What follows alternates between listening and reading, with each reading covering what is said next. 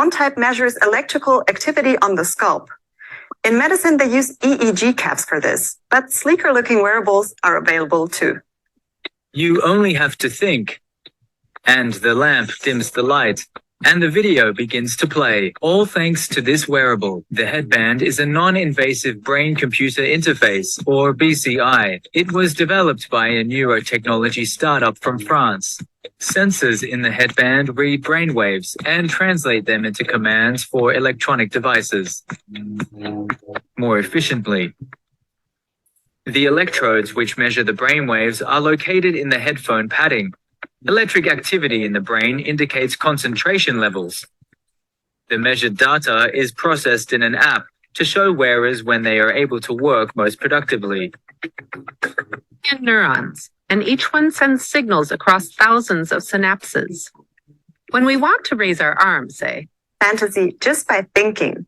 And here is his robot hand in action. Game Final Fantasy just by has come true for Nathan Copeland. Here we see him playing the game Final Fantasy just by thinking. And here is his robot hand in action. Oh man, I didn't want to see this image here. Wow. Okay. Yeah, man, these are just examples. We'll be going into more of this tech as things go on, but I just want to, you're interacting, engaging, and functioning within virtuality through your material brain. So it's this very interesting way of merging the material with the virtual to the degree that the subject cannot tell the two apart.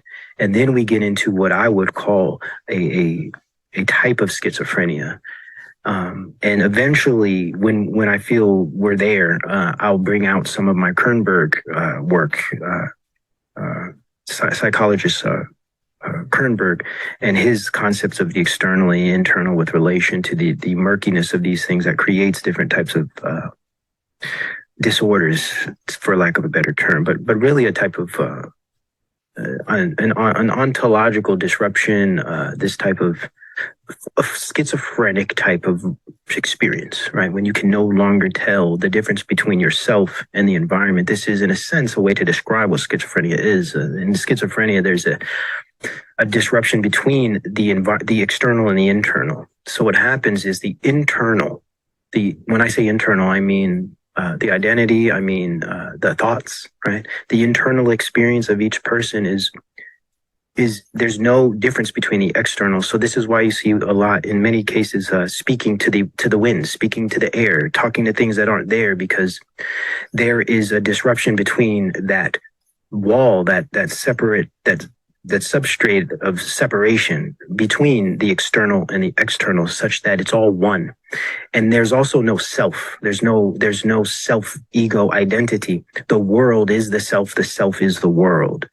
And in this scenario, what you find is this inability to tell the difference between self and world, which forms a non-reality where there is no reality. There is just an experience. And this is precisely, and we'll be going into depth with this stuff as time goes on.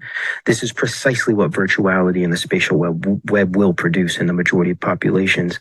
And there's no escaping it, because what this technology seeks, or what this technology aims to do, is literally break down the binary, shatter the binary between physical, virtual, external, internal. This is a perfect recipe for universal schizophrenic experiences and features. And it's right around the corner.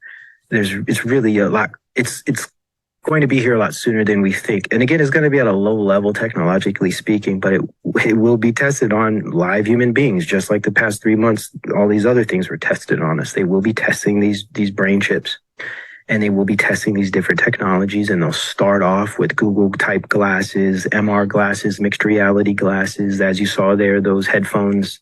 They're going to start off with all these very non-invasive wearables that get us used to this relationship with the internal and the external being fused through technological devices, and eventually just going to the injectables or the implantables. Very creepy, very weird. in a way kind of scary when you think about what this kind of tech will do to the human being as a biological system, but also the human being as with regard to behavioral patterns and just psychology as we know it. It's going to totally transform how we interact with each other, but also our environment. Hence, this concept of ontological warfare.